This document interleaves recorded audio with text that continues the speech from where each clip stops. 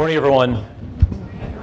So I was thinking as I was walking here today, and I took the subway, and I saw a lot of people that were limping around after the Boston Marathon. I was thinking that Andy's program on wellness would be really helpful today. The whole city of Boston could kind of do a group stretch to try to loosen up a little bit. So thank you, Andy. So I'm Dave DeFilippo. I'm the Chief Learning Officer at BNY Mellon. And in my role, I lead our university's efforts to support our 50,000 employees globally with their development and their performance. And in doing that, what I'm going to talk about today is a little bit about our company and then talk about executive coaching. My perspective on executive coaching really comes from two areas. The first is my role as a practitioner inside an organization. And then the second is my recent work as a researcher completing my doctoral dissertation in the years 2012 and 2013. And really combining those two perspectives will frame the story that I'm going to tell you. So first, a little bit about our organization. The Bank of New York Mellon, as I said, has about 50,000 employees, and we primarily do two things. We service assets, and then we manage assets. It's a pretty simple business model with respect to what we do. We have global size and scale that's really unparalleled with our competitors.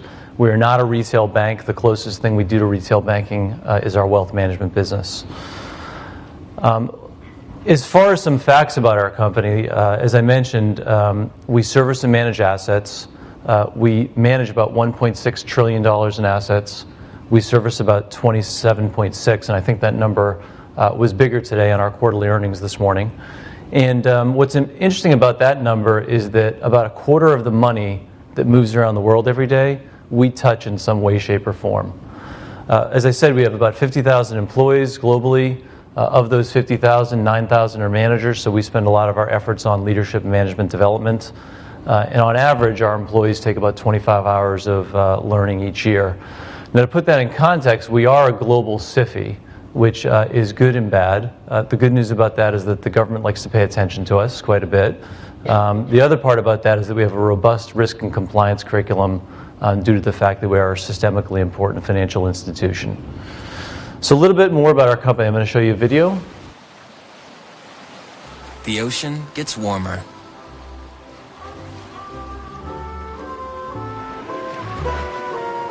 The Peruvian anchovy harvest suffers. It raises the price of fish meal,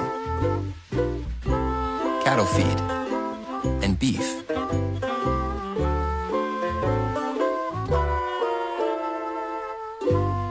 We turn global insights like these into powerful investment strategies for a university endowment.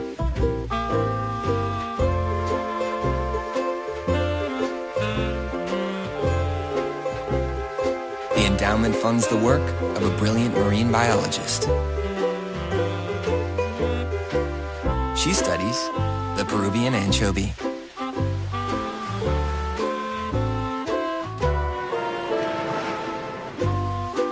Proving small fish can lead to big insights. Invested in the world. BNY Mellon. Okay, so thank you for indulging me with a little bit of our advertising. You may have seen some of those advertisements recently. So let me ask you a question. How many people use executive coaches in your organizations? If you just raise your hands. Okay, I see a few hands. Okay, how many people are executive coaches? Okay, even more. So more executive coaches than people using them. Really interesting. I don't think I've ever had that happen. So, what is coaching? So I want to start with a definition that I think is really important for everyone to understand. If you read this script, so it says, I'm Dogbert, your life coach. I'm here because you're an unmotivated, drifting, unorganized dolt. Sounds about right.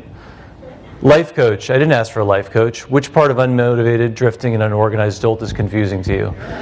So this could be one definition of executive coaching. I might suggest to you that it's not probably the appropriate definition, but it's a little bit of fun.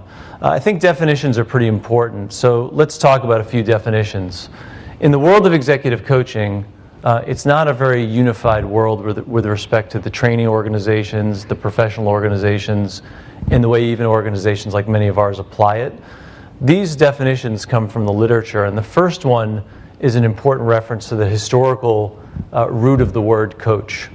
And the word means to convey a valued person from where one was to from where one wants to be. And if you think about the application of executive coaching, it's a pretty appropriate definition in regard to working with high potential folks or working with executives when coaching them. Another definition that comes from the International Coaching Federation, which is the largest coaching organization from a membership perspective, is about partnering with clients. And with this one, they bridge really the personal and the professional, which gives you another lens into what's important about executive coaching. The third definition comes from a book by several folks who run the Georgetown Executive Leadership Coaching Program, which I'm a graduate of. And it's really about being the best version of oneself, which I think, again, is another way to think about coaching and think about continuous development. And then lastly, more locally, some work that's been done out of Harvard is talking about executive coaching as a confidential, individually tailored engagement designed to meet the needs of the executive being coached in the organization. So I put this last one on here because many of us who work in large organizations or small organizations use executive coaching to bridge the individual's needs with the organizational's needs. And that is really the sweet spot of executive coaching as it's applied. Next, let's just talk about some distinctions within executive coaching. So a lot of times in organizations, we throw around the word coaching. Specifically, though, there are different types of coaching, from skills coaching to performance coaching, and then, as I mentioned, more appropriately with executives, development coaching. And these distinctions come from the literature on coaching. Additionally, some other words that we like to throw around in organizations are things like mentoring, consulting. I'm not sure we throw around therapy as much, but it depends on your organization. Maybe at Smith & Nephew you do. But what's important about this is that I think that definitional clarity is one of the things that's potentially hurt the growth of the coaching field in becoming a credentialized field. If you compare it to fields like psychotherapy, coaching's probably about 60 or 80 years behind it because of the fact that it's pretty variable with respect to the way it's defined. Things like mentoring, another just good example about the root of the word. Mentoring, by definition, is different than coaching, in that coaching is a practice that involves questioning and involves really helping to tease out the issues or the important questions that a coachee has. Whereas mentoring is derived from a story about Odysseus, who told his friend Mentor to teach his son everything that he knows. So it's much more of a telling type of practice, a telling type of situation for a mentee. If we take it a little further and we unpack developmental coaching, we can look at some things that would define that developmental coaching is focused on having a plan. It's focused on direct manager involvement, so it's not the coach and the coachee off alone, but the manager in the organizational context. And additionally, it's really about sustainable behavior change, which from my position and from where I sit, I think about sustainability in the context of an organization, as well as the investments that we make as an organization into executives. One thing I would just say that it's really not about the coach doing the work. So when executives come to me and ask me if their coach can write their slide deck, I say no, that's probably not a good idea or a good practice. They can help with the slide deck, they just can't write it. Additionally, some more distinctions within coaching, and I want to talk about these with respect to the overlap. So there are clear distinctions between consulting, coaching, and therapy. What I think is interesting is that you have to manage the gray, both as an organizational practitioner, as a coach, and perhaps as someone who's a coachee.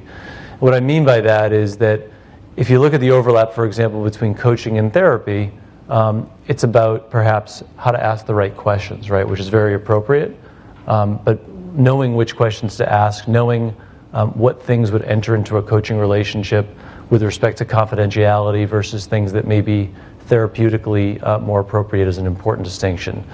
Another piece is management involvement. If you look at the relationship between consulting and coaching, management, i.e. the company or the organizational person responsible for coaching or for consulting, has to set what the agenda is and has to set what the goals are.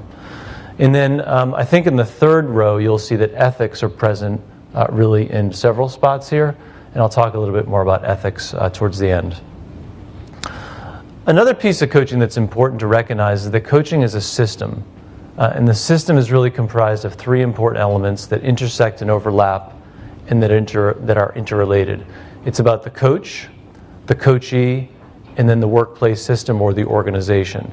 Each of these three folks in the relationship have a stake, they have a role, and it's not about two people in the relationship, it's not about the coach and the coachee off in a corner somewhere doing their work. It's about doing so in the context of an organizational goal and an organizational objective around coaching. Additionally, in the context of that system, coaching has a specific process. There's a beginning of the process, there's a middle, and there's an end. In the beginning of the process, one of the most important things that I see either go really well or not go well is the contracting phase of coaching.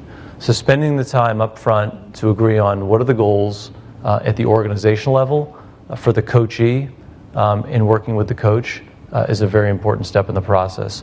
One of the things that often comes up in that situation is the protection of confidentiality.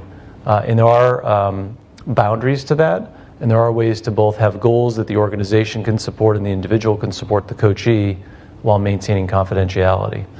Another piece that's important in my view would be the end of the relationship. So coaching, in my view, and is supported by much of the literature, is not an ongoing, permanent type of situation. One experience that I had years ago with an executive was in a meeting, the executive saying something to the effect of, well, I can't make that decision until I talk to my coach, which in the moment I thought was really, really weird and probably problematic. And I thought to myself, wow, that sounds more like a codependent relationship, not a relationship that's about enabling and sustaining performance. So a few other things about executive coaching. As we've talked about the field, and as I've mentioned that it's a field that's really burgeoning and growing, there are some issues in the field as it relates today. So a couple things that I would just point out. Ethics, again, across the different pieces in the system. Ethics around confidentiality oftentimes is a question. Things like boundaries as well. Things like transference and counter-transference between a coach and a coachee are things that coaches have to be aware of and attend to, and organizations have to be aware of in their preparation of their coaching engagements. Additional issues such as manager involvement. In my view and in my experience, it's been very important to ensure that the organization attends to the fact that the manager of the coachee needs to have a role in the process while at the same time maintaining the boundaries of confidentiality. And then the last thing from a coach perspective is coaching's a lone profession. It's a hard thing to do day in and day out because you're not part of a team unless you work perhaps in a consulting firm, but even if you do, you're doing the practice alone. So one of the other things that's emerging in the field as an important part of the practice of coaching is the idea of coach supervision.